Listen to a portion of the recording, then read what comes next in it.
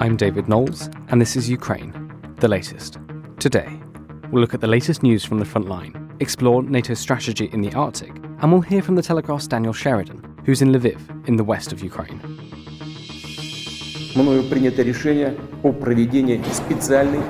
This hideous and barbaric venture of Vladimir Putin must end in failure. Nobody's going to break us. We're strong. We're Ukrainians. Every weekday afternoon, I sit down with leading journalists from the Telegraph's London newsroom and our teams reporting on the ground to bring you the latest news and analysis on the war in Ukraine. It's day 37, and today I'm joined by Dominic Nicholls, the Telegraph's Defence and Security Editor, Whitehall correspondent Tony Diver, and Assistant Comment Editor Francis Durnley. I started by asking Dom for the latest news from the battlefront.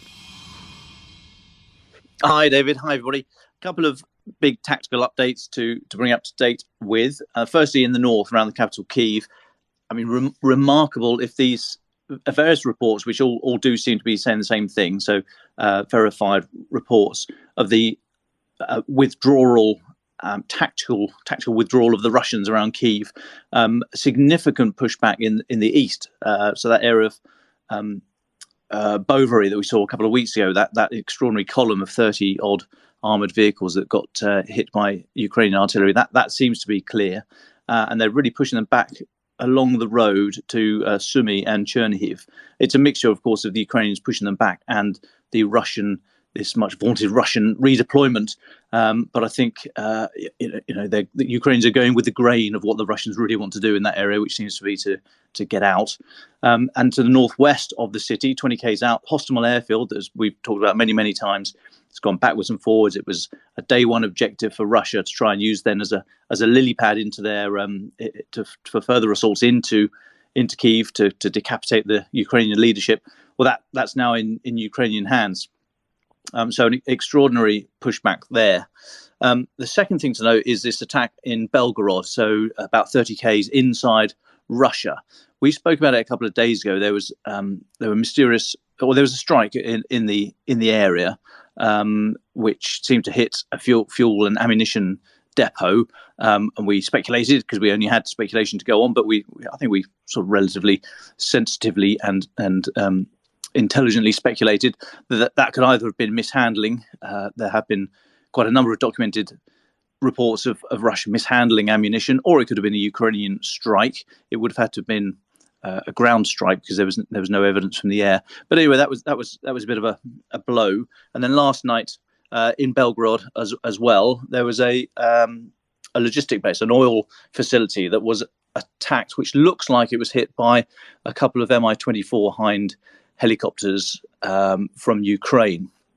And I just highlight that attack, if that is correct. I mean, there is again speculation that it's a false flag attack by Russia, so they can claim they can then sort of try and launch something worse than they're already doing in Ukraine. I don't think that's credible. I think it probably is correct that was a Ukrainian strike, and if so, it really brings into focus what we've seen, I think, over the month of this war. As we've discussed, Putin and the senior Russian military leadership made three very, very bad assumptions here. They decided that Ukraine couldn't or wouldn't fight, that Russian troops would be welcomed as liberators, and the Ukrainian armed forces would not be able to resist. Secondly, they thought that Russian forces were much better than they seem to have demonstrated. And thirdly, they didn't think the West would get so involved in terms of supplying military equipment.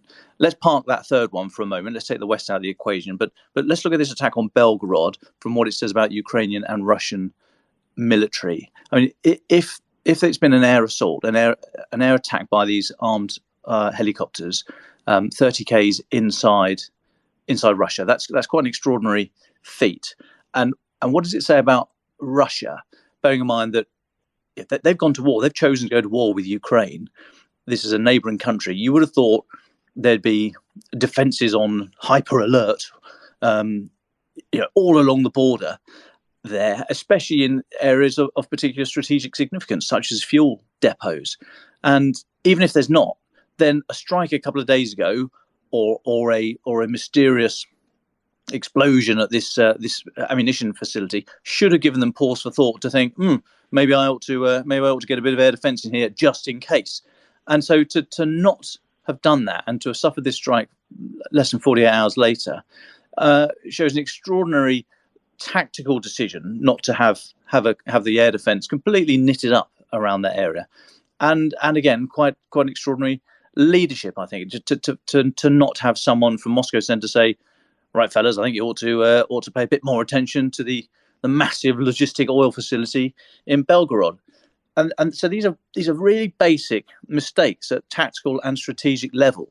And Russia, they have the Zapad exercise every year, these massive exercises with thousands, tens of thousands of troops, always ends up in some enormous great explosion that's supposed to simulate a nuclear bomb on Warsaw or Berlin or whoever else is upset them that week. They do all these exercises and they don't seem to have learned any lessons from it. So I just think that is extraordinary. And what happens now, if there's any sense there, and Ukrainians have demonstrated they've got a lot of sense, is that they've sort of the bubbles burst. This idea that Russia is invulnerable in its own territory has burst. So we may well see more of these types of strikes over the next few days as Russia are they say they are moving around from the north to concentrate on the Donbass. But I mean, that's a huge logistic maneuver. So even if they're trying to claim the strategic momentum, which I doubt they've got, but let's say that they're trying to claim that, tactically they are moving back. So if Ukraine are now able to push as Russian forces are going one way, they're helping them go that way and doing these attacks. I mean, this could signal a marked turning point in the war, that Ukraine's going on the offensive in quite a sophisticated military operation. So I'll just pause there. Francis Durnley. If I could just add a few thoughts to what Dom has just said there. A remarkable fact that I read yesterday is that Ukraine has lost 74 of its tanks since Russia escalated its invasion, but has gained 117 Russian ones. So it's currently up 43 in its tank total. Now, that's just one example that speaks to the dramatic turnaround in fortunes that we've seen for the Ukrainians since this war began. You would, of course, have expected the exact opposite of that. Another development I think is very interesting is that yesterday, Russia's new draft of conscripts went out. So we forget, that we're used in the West to no longer having conscription for the armed forces. This is not the case in Russia, where one can be selected to have to undergo months of training, perhaps not as many months as they would require. I think it's something between 3 and 5 months. And then, in theory, you can be sent to the front line, as we know has occurred during this war. But interestingly, as I say, 134,000 conscripts have received their letters, but they've been told explicitly and publicly by the Kremlin that they will not be going to Ukraine. Now, the fact that they have said that, I think, shows that they are very sensitive to the fact that in Russia, amongst the population, there is disquiet about the notion of conscripts dying on the front line, and the idea that children or people as young as 15 that we've heard that may have occurred to, or 16, are dying out there is enough to be turning some of the public, at least, against the war. So another very interesting development, I think, is that the Kremlin have had to make that explicit. Now, of course, whether that actually would happen or not remains the case. If Russia truly got desperate, then I can totally foresee them doing a U-turn and sending conscripts there. And just one other development that's occurred as part of this fight back by the Ukrainians is, of course, we are seeing more tragic consequences of the war so far. More and more evidence of war crimes are now mounting in those areas that have been liberated. And we were reading yesterday and talking yesterday about some of the absolutely horrific atrocities that are said to be being committed in Ukraine, particularly around the matter of rape of women in certain of the occupied cities. And indeed, it's reading some horrific things this morning that online, on social media and through other forums, women are being sent documents about how to protect themselves from rape, including on Instagram. I mean, again, it's worth emphasising that this is in Europe. This is not far away from us. And we thought when the Second World War ended that we would never experience these kind of crimes, which of course were common at the end of the Second World War, committed particularly by the Russian soldiers, it must be said, had vanished from Europe forever. And yet it seems to have tragically returned. And if I could just make one other remark, I thought it was very curious yesterday and telling actually that President Zelensky gave another of his daily speeches, and at the end he remarked about the future. Currently he's been only talking about the war as it's been fought so far, but he was commenting on the compensation for destroyed real estate for his citizens, and talking about how important this program is, and talking about the opportunity to submit applications, etc. I just think it's very telling that already clearly Zelensky is signalling that there is an end in sight to this war. Otherwise you wouldn't be talking about the world beyond the war and the future of the country. And I just thought it was a revealing soundbite that doesn't seem to have been picked up. So I thought I would mention that. But I'll pause there. Tony Diver. I think perhaps there's another update here that it's probably worth mentioning, which is the change in the support that the UK and other NATO allies are giving to Ukraine, and that's sort of broken over the last 24 hours. So yesterday, Ben Wallace, the Defence Secretary, convened a donor conference of Western countries to discuss what support we might be able to offer in the situation in Ukraine. And I think that's partly prompted by this apparent change in tactics from what's going on, what Russia is doing on the ground. We expect that probably they will attempt to bed in the east of the country, in the Donbass, where they're stronger, over the next few weeks. But the slight change in strategy, perhaps due to the big losses that they were taking on the ground, was that they've started using long-range missiles and artillery to just pummel these Ukrainian cities rather than attempting to take them. It's sort of turned into a bit of a war of attrition, and some of these cities are now under siege. So what happened yesterday was Western countries agreed to send more long-range missiles, to send armoured vehicles, and to sort of shore up the Ukrainian defences. I think it's interesting to see that as the war changes, the level of support and the type of support that the West is offering to Ukraine also changes as well. And so there's been a lot of discussion at a senior level on this side as to watching what tactics are going on, speaking to Zelensky and his people, and working out what exactly we can do to help them.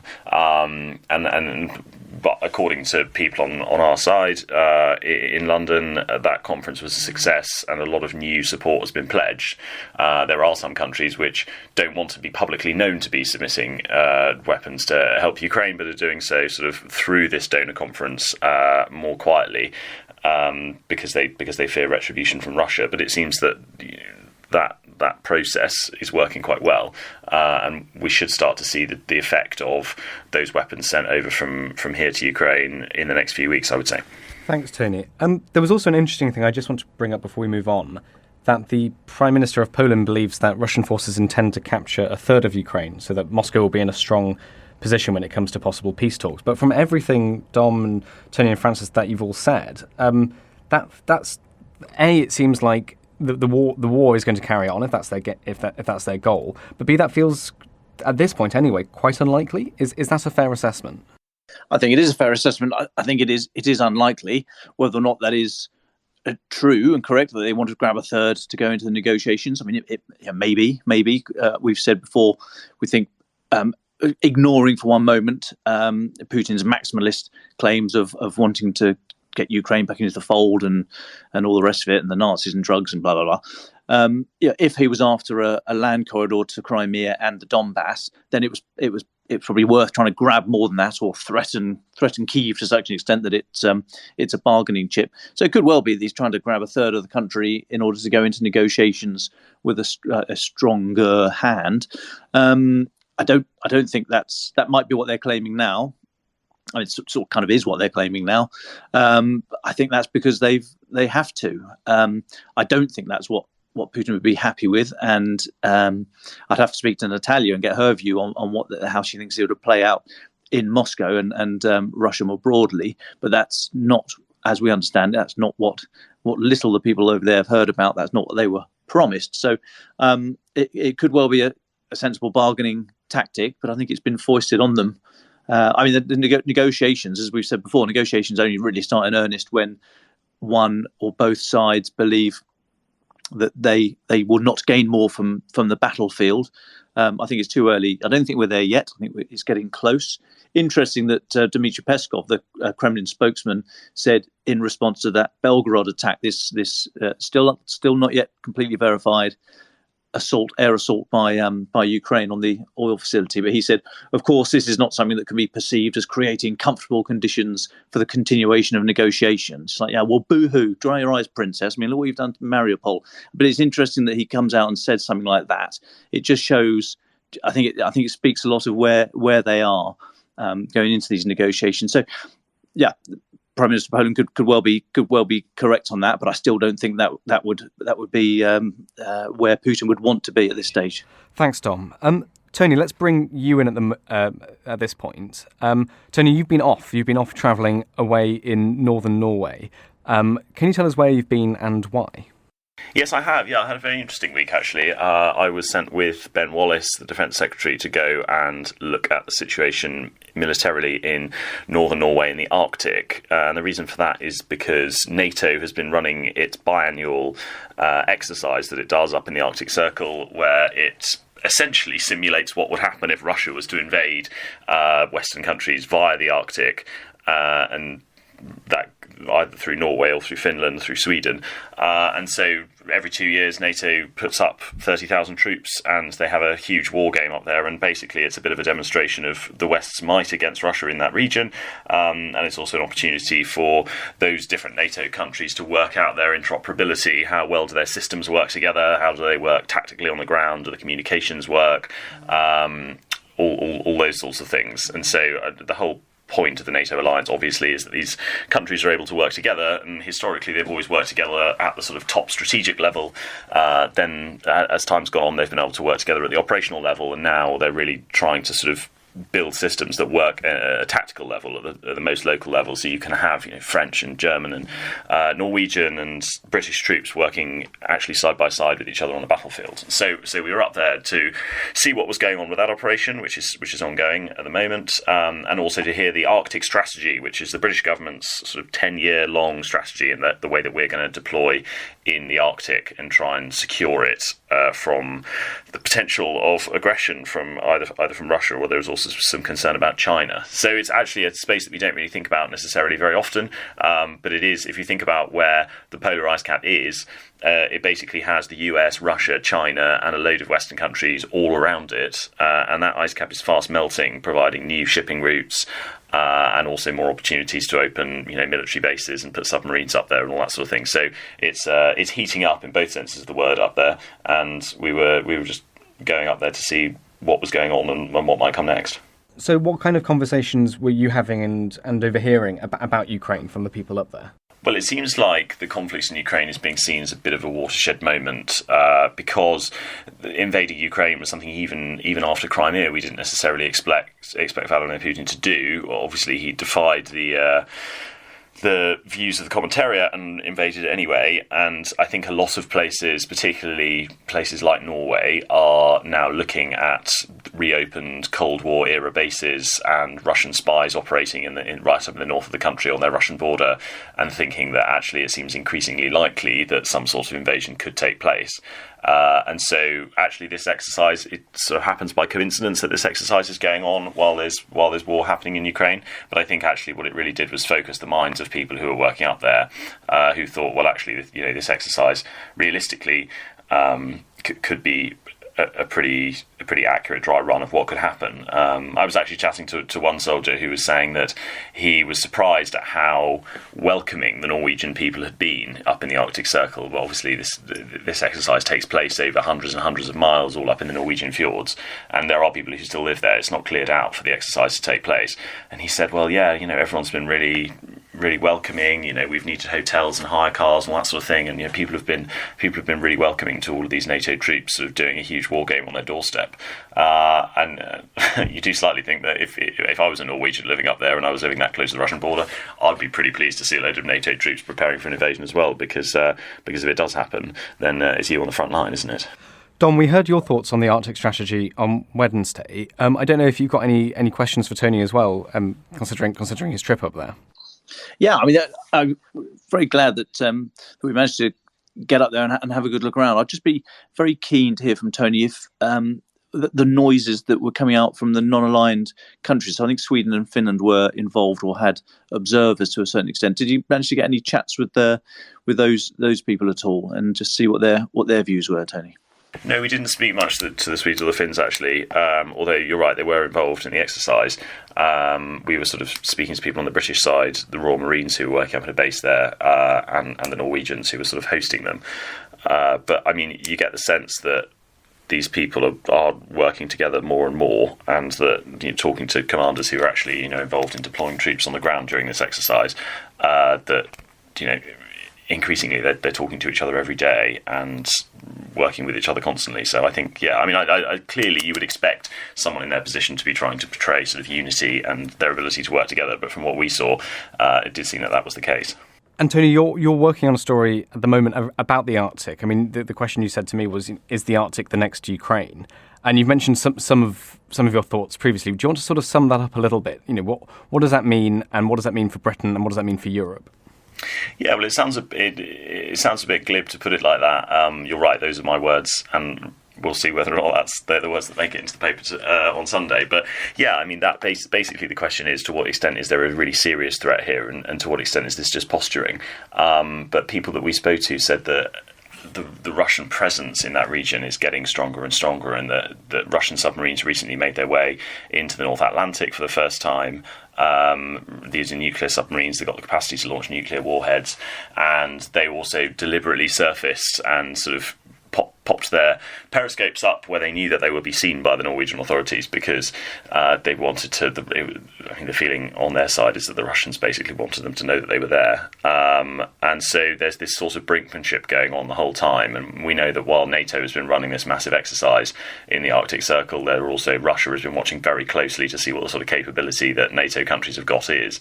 Now, clearly, the fact that Norway was a founding member of NATO and is therefore subject to the Article 5 collective defence agreement means that if there was to be any sort of serious invasion up there, then it would be a full-scale superpower West versus Russia war. Now, so that it does feel that that's a lot less likely than what we're seeing in Ukraine, which is clearly something in between. But we probably should take these people at their word, and when they say they're pretty worried about it, then perhaps we should listen. Thank you very much, Tony. Francis, can I bring you in at this point? Because we're obviously speaking with Tony about the future of the Arctic regions and the NATO exercises up there, but there are other developments in European politics coming up as well. We've got Hungarian and French elections in the next few months. Can you talk a little bit about this? How has the Ukraine war impacted on these elections? Yes, we've already touched on it this week, the way in which the conflict has already had and is having profound consequences on not only the European political and cultural landscapes, but actually globally, particularly in Africa and other places that you normally would rely on the wheat supplies from Ukraine and Russia, which of course have been impeded by this, whilst it's been suggested that they have enough sort of supplies for the short term. In the long term, this will undoubtedly have quite profound economic consequences. But yes, in Europe, we've got two elections coming up in a short space of time, which are going to be highly relevant to this. In this country, the one that's being followed most closely, of course, is the French election. And until recently, really, it was assumed that the President Emmanuel Macron would win very comfortably. It appeared that the right and the far right were split. Between on the far right, at least, you had Marine Le Pen and Eric Zemmour, but actually Zemmour has fallen away, and in a way that has actually quite profoundly affected the dynamics of the French election, because in his presence as being even more extreme than Marine Le Pen has traditionally appeared, she now appears almost more moderate than as a consequence of his appearing in the race and initially doing very well in rallies, etc. And so So there are some suggestions, certainly in recent polling, that she could be contesting Macron much more closely than previously believed in the runoff, because the first round is coming up, I think, on the 10th, and then there is a second round runoff on April 24th between the two closest and highest scoring candidates. So much still left to run in the French election. I'm actually going to Paris tonight and spending a few days there, and it'll be interesting speaking to some of our journalists out there and hearing what they have to say about that, and I'll be delighted to report back next week. But in terms of the Hungarian election, also similarly quite significant. That's on Sunday, and it's the first parliamentary election for quite some time. It's significant because never before in the past 12 years has Viktor Orban's state really faced a challenge from within. And whilst he's still the favourite to win the election, it's a significant moment because Orban is seeking a fourth consecutive term. And the opposition, which is a collection of sort of far left and parties, but also more sort of traditional liberals and Greens, are trying to oust him. And there is actually, if you look at the polling, a chance that this could happen. Why does this matter geopolitically and in its relationship to Ukraine? Well, Orban is one of Putin's closest European allies. And although the government hasn't blocked EU sanctions against Moscow, it has refused to reduce Hungary's heavy reliance on Russian energy and refused to let weapons headed to Ukraine transit through the country. So, of course, if Orban wins, then this, in Europe, you have somebody who is more aligned with Putin in certain foreign policy strategies. If he loses, then this is seen as a referendum on his approach to the war, and it would be likely that there would be a further shift against Putin within that country, and more of a shift. I mean, from the perspective of the Hungarians, this is being seen as a bit of a referendum as to west or east. You know, where does our future lie? Similar, of course, to ones faced in Ukraine in recent years. So, again, a very significant election there. Two very significant elections in relation to this conflict. If Marine Le Pen wins, then I would say that this is actually an example of where there may be somebody who is slightly more hesitant to engage quite as strongly with European partners against Putin. We don't yet know exactly what her policy would be. She's been deliberately vague on that. And as I say, in Hungary, also significant in terms of how its future will align with West and East, and how what its approach will be about Ukraine. So a significant couple of weeks ahead. And we've talked before about the way in which the electoral plates are shifting in Europe, and we're already seeing evidence of that as a consequence of this conflict. That's really interesting, I think, and I think we're also seeing the political consequences become pretty severe in the UK as well. It might just be worth having a quick chat about the latest situation with Ukrainian refugees, which perhaps is more of a sort of procedural governmental issue than an ideological one, but the latest on that is that we know that there are these two big schemes. There's the family visa scheme, which if you've got Ukrainian family members, you can invite them to come over to the UK and they'll be given visas by the UK government. And then we've got this other sort of matchmaking scheme where basically you can offer to host Ukrainian refugees in your home and the government will pay you to do it. And in the last day or so, what we've seen is that Ukrainians coming over on the invitation of their family members who live in the UK, are often arriving to find that the family members don't actually have space to put them up in their homes. So they've sort of used the fact they have a family connection to get the visa, but once people actually arrive, there's not really nowhere for them to stay. And the government's made no additional funding available for this eventuality, in slightly classically, given what we've seen so far with the refugee scheme. So what that means is that these people are being made homeless. So you've got Ukrainian refugees who've been made homeless in Ukraine, travelled across Europe, arrived in the UK with the promise of, somewhere, a roof over their head and the opportunity to rebuild their lives, and are finding themselves out on the streets. So that's a pretty serious problem for the government. But what the government has done also is improved its scheme for people to invite refugees who aren't their family members. There was the sort of slightly shambolic, what was described in Parliament as a Kafkaesque situation of these refugees being reached out to by people in the UK on Facebook. Some Ukrainian refugees were getting something like 300 messages on Facebook from different people in the UK who wanted them to come to Britain. That Facebook had to shut down some of the Facebook groups that were managing this issue just because there were so many people who were trying to sort of match up with people. There's now actually a formal system that's been created. The government's backed a charity which is providing what is essentially a matchmaking service for people in this position. And so it looks like on that front, this system might be headed towards something that actually works. But I think we've actually seen a very relatively few people come over on that scheme so far. So at the moment, perhaps you might say the government's not done a particularly good job of managing this, but it looks as if, certainly on the outside of the family visa issues, it might be getting a bit better. And I think that will provide some political boost for the government on this issue, because while it's generally seemed to have done a lot to provide military support and humanitarian support over in Ukraine, unfortunately, as we've said before on this basis, the actual administration of running a refugee scheme is run by the Home Office, which slightly inevitably means that it is not going to be very good. If I could just add to that, of course, the other way in which the conflict has had a big impact on UK political discourse is the cost of living crisis. Already we are seeing, many people listening today will have faced a much steeper energy bills. Now, of course, the cost of living crisis was already pre-existing prior to the invasion, and as long-term consequences, particularly of the COVID crisis and the government's sort of ambitious plans for levelling up, etc. But even so, it has had a consequence there, and as I say, that's not just in Britain. It's also happening around the world, and that will put additional pressure on democratically elected leaders to shorten the war and perhaps make some concessions in order for that war to end sooner rather than later.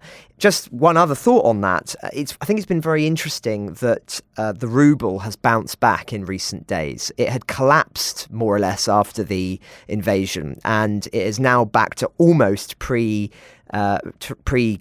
levels. There are several reasons for that.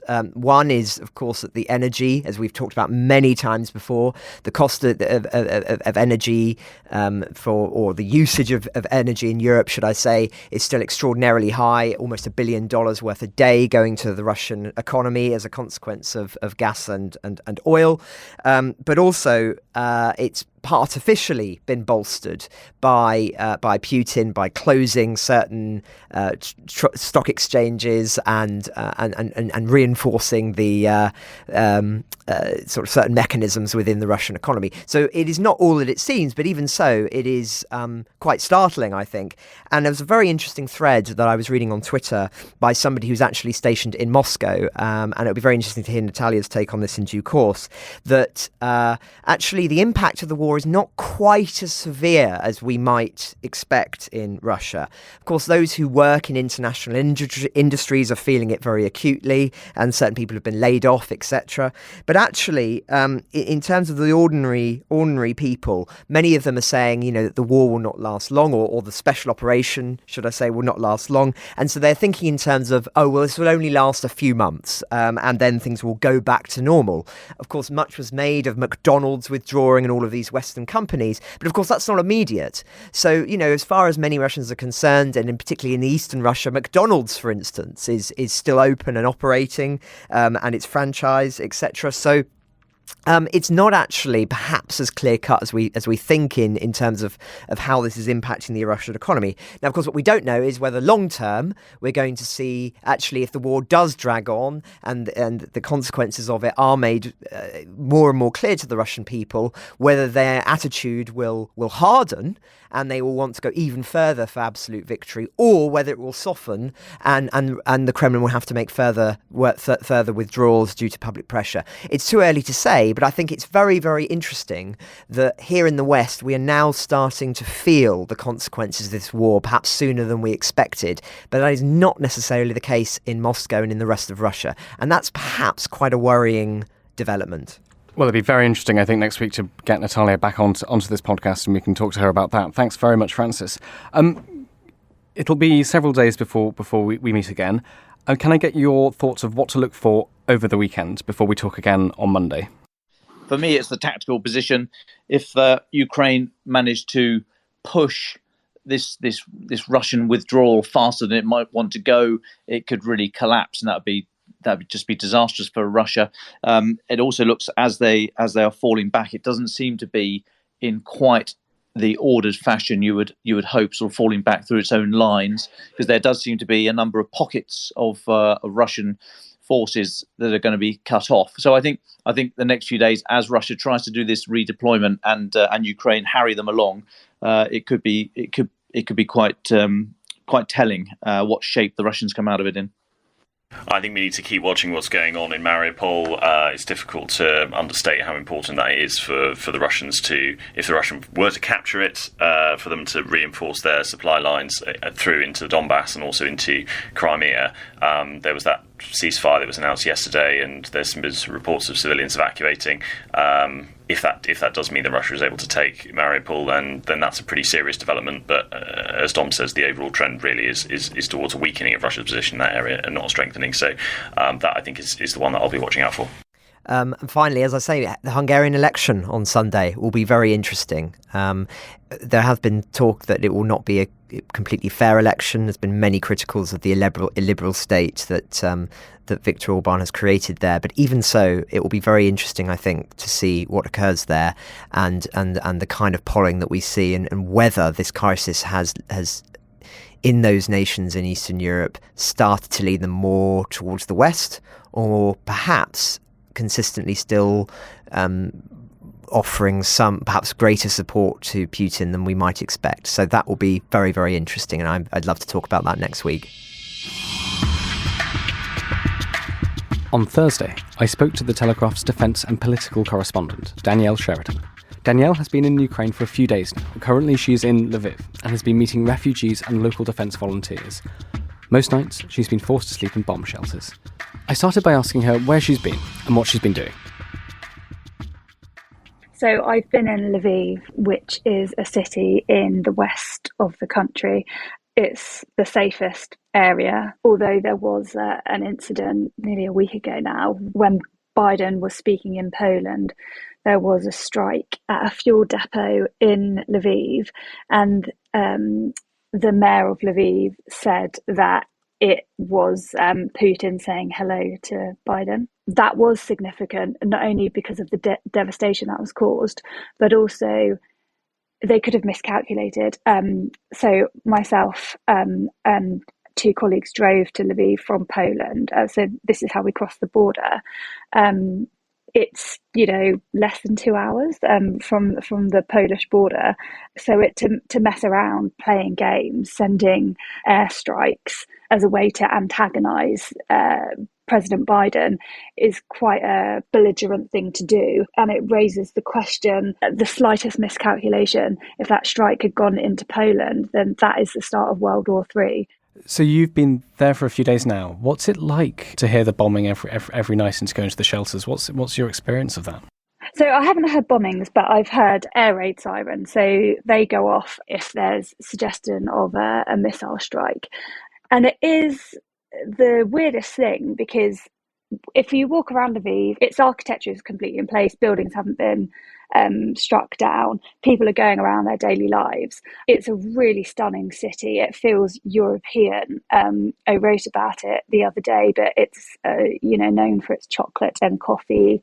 It has really trendy restaurants, cool bars. People are going about their daily lives. And so it's really bizarre to then hear the air raid sirens going off. And it happens during the middle of the night as well. So, you're fast asleep and suddenly you get woken up by a tannoy and you hear the noise outside. And that is just strange for someone like myself who's never, grown up and even existed in a war zone. However, there is a thing called message fatigue. To me, it was quite shocking because it's the first time I've been here. But for people that have been living through it for over a month now, they aren't so fussed about it. In terms of during the day, they go off constantly and people are just stood outside, smoking and drinking their coffee and chatting away, not really seemingly fussed by the commotion. However, it will be waking them up in the middle of the night I'm sure. And my point was that I can't imagine how tiring that is to every night have your sleep disturbed by these sirens that go off for sometimes hours. You've been speaking to lots of refugees from Mariupol. What have you heard from them? What have they told you? Oh, that is really devastating. I mean, these aren't refugees I've deliberately sought out to be from that area. I just happened to be talking to them, and it turned out that that's where a few that I spoke to were from. The trauma is so palpable. I was speaking to one woman, and she just burst into tears at the train station. So she was there with her two young children, and she explained that she was crying because she'd seen everything. I should say we work with a translator. What she's saying, it's not like it is her genuine emotion that's being conveyed to me through someone that can speak the language. And it's just so sad to see someone kind of in such despair. I've spoken to a number of people from Mariupol, and the message is consistent that they have left family behind whom they cannot reach because there's no way of communicating with them due to the lack of internet connectivity there. They have no idea if their home is still standing. They've left everything behind. They left with minimal items, documents, some cash and a few possessions. They packed some clothing. That's it. They're all having to now start new lives. There was a woman who I spoke to yesterday, whose husband is a fighter in the Ukrainian military, and she hasn't spoken to him in a number of days. And the last time they spoke, the connection was so poor that she only got, a couple of words when he was speaking.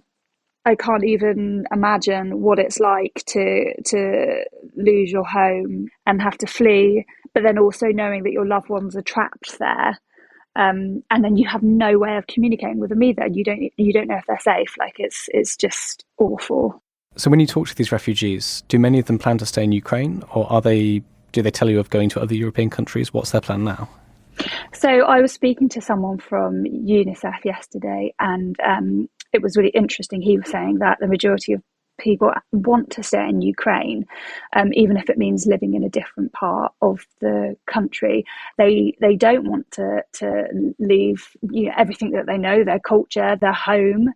They would like to start again in Ukraine, but a number are having to leave the country. So the United Nations estimated on Wednesday that 4 million refugees have fled Ukraine, while 6.5 million people have become internally displaced. So the number that have stayed within the country is larger than those that have moved across the border. And then where they're going, I understand, is Poland. I heard someone say today that a number are travelling to Sweden. So people are dispersing across Europe. In some of your reporting, I read your interview with Anna Lovinenko, who was a new mother from Kherson. I thought it was incredibly moving. Would you tell us a little bit about her and her experience? I mean, that really got me because she's 33 and, I don't have children, but one of my sisters does. And just hearing what she was saying about how excited the family were starting their first child, starting this new chapter in their lives together, how they were so excited to have the grandparents involved. They've been planning all these things, and I just was able to relate it to my own sister and think of exactly what her pregnancy was like. And then as this woman's due date neared, she had to go underground into a shelter and seek refuge. It became apparent that she wasn't going to be able to give birth in her hometown because it was too dangerous. So they fled, leaving her family behind. And again, like all the other stories I've heard from people that have had to flee their homes, minimal possessions, cash, their documents, that's about it. And when we met her at a refugee centre, she was there. So her baby is 2 weeks old, and she was there to get the most basic things, nappies, and she was having to come twice a week, I think. She was having to come there and sit for hours to collect these nappies and other essential items for her baby. I'm sure lots of women are not even leaving the house at that stage. because obviously their body's been through this huge trauma giving birth, and yet here this woman is having to march along to a refugee centre to get the basic necessities for her newborn. She was being very stoical about it, but when she said that quote about not being able to cry, beginning to cry every day, but then realising it affects her breast milk, so having to stop herself from crying, stifle these emotions in order to allow her baby to feed. I just found it so harrowing. And also, these are kind of the after effects of what war does to people, aren't they? They neglect their emotions and they come out in other ways further down the line. And I presume that, this is going to be something that really, I'm sure everyone will be affected from, the Ukrainians and Russians will be affected by this war for many years to come. Aside from refugees, you've also been meeting some of the local defence volunteers. What's the atmosphere there like? Are they a month in? Is their morale good? And what are they training to do?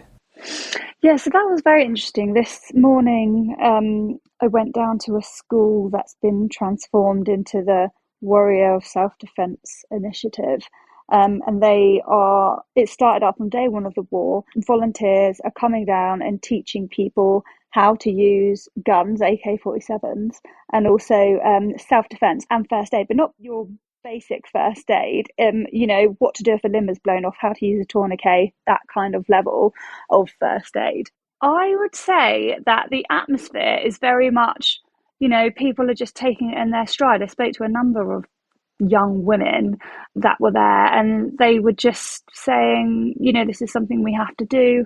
It's important that we learn how to protect ourselves. One woman I was speaking to, she's 22, just saying that she could just sit at home and stay safe, but she really wanted to get out and learn how to use a gun so that she can do her bit to protect her country, that she's not willing to just, sit at home and hide. And I told her I thought she was incredibly brave, because I honestly don't know I could say I'd do the same thing if I had the option, if I was in her situation. I think they are not aware of how hysterical they are, being so matter of fact about the situation and just taking it in their stride and going out and learning how to pick up a weapon and defend themselves. The next question is something we asked Colin Freeman in Kyiv, but when you introduce yourself as a British journalist, do you get any response from people usually, or do they just take that in their stride as well? Actually, people seem to really light up when you say you're from the UK, and everyone mentions Boris Johnson. What do they say? I was speaking to a man. We went to a refugee centre and met a young family whose daughter Dasha, it was her 9th birthday, and they were having a little party in one of the rooms upstairs in this centre, and they had blown up balloons and they got a small chocolate cake and a party hat, and it was very sweet. And anyway, her dad was talking to myself and the photographer I'm with, Paul, and at the end of the interview he just went Boris Johnson, he's great, we love Boris. And I was like, oh, that's nice. And he said, he's really been a friend of Ukraine, and that's really like a sentiment that has carried through. I also interviewed earlier today the mayor of Lviv. He was really singing Johnson's praises. He said something along the lines of, Johnson acts and then he lets everyone know what he's done. He doesn't care about his own PR. He's here to help the Ukrainians first and foremost. In him saying that, he was kind of suggesting that other countries would rather talk up what they intend to do and then help, whereas they believe that the UK is doing it in the complete reverse. So at these refugee centres, there's lots of clothes that have, been sent from all over Europe, and we saw one little boy grab a pair of shorts that had the Union Jack on them, and he seemed quite proud to wear those shorts. So people really do seem to be pleased to speak to you when you say you're a British journalist, which is quite pleasant. To people listening around the world who live in all sorts of different countries and probably quite far from Ukraine. What would you want them to understand about the conflict, if there's one thing? I don't know. There's not just one thing that people need to understand, is there? I suppose I know that when I read about a conflict and destruction, I want to know what I, as an individual, can do to help. And there are so many wonderful charities out there that I would urge people to research and get involved with.